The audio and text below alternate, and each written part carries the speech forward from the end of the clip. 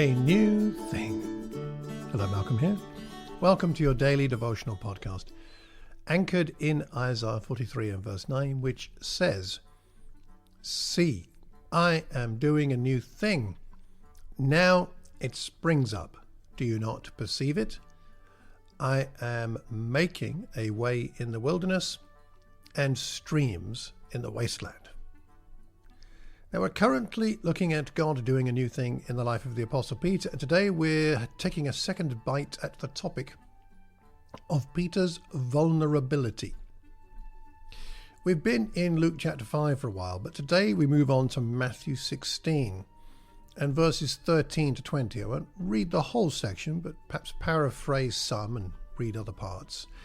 But in verse 13, Jesus is with his disciples and he asks them this key question: who do people say that the Son of Man is?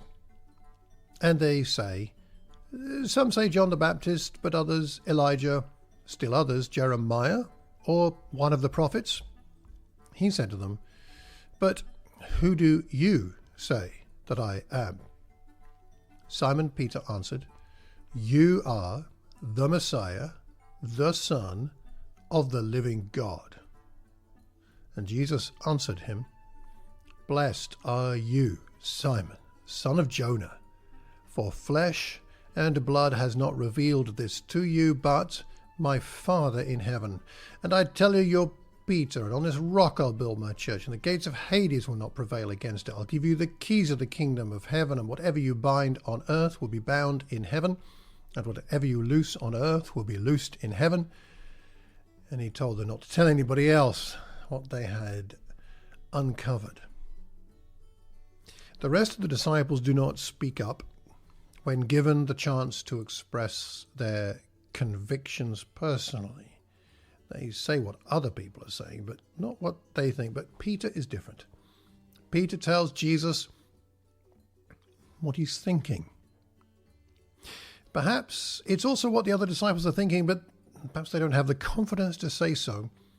Peter, by speaking up, takes the risk of looking like a fool. What if he's wrong? And Peter is then, as a result of his faith, love, vulnerability, given a vision of the new thing that Jesus is calling him to. You may notice in the Gospels that Peter often functions as a spokesperson for the rest of the apostles. For example, in Matthew 15 and verse 15, it's Peter who asks, "Explain the parable to us." And in Matthew 19, it's Peter who answers Jesus and says, "We have left everything to follow you. What then will there be for us?" He is someone willing to speak his mind, open his mouth, let people know what's going on between the ears. There's something about verbalizing our convictions which strengthens them.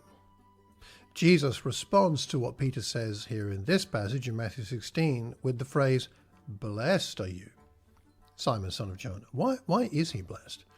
Perhaps it's because his heart has revealed as being in line with God's heart, and thereby God is able to reveal things to him that are hidden from most people. God is able to reveal things to Peter, and then ultimately to use him as one of his key agents in the kingdom. Because why? Well, because he's willing to be vulnerable. How do you feel about being vulnerable with God and on God's behalf?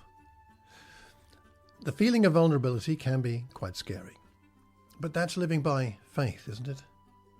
The feeling of vulnerability can feel unstable, but that's one of the things that drives us back to God for the strength and the security that comes only from him. Do you have anything in your life right now which is causing you to feel vulnerable? Do you have any fears about speaking your convictions out loud?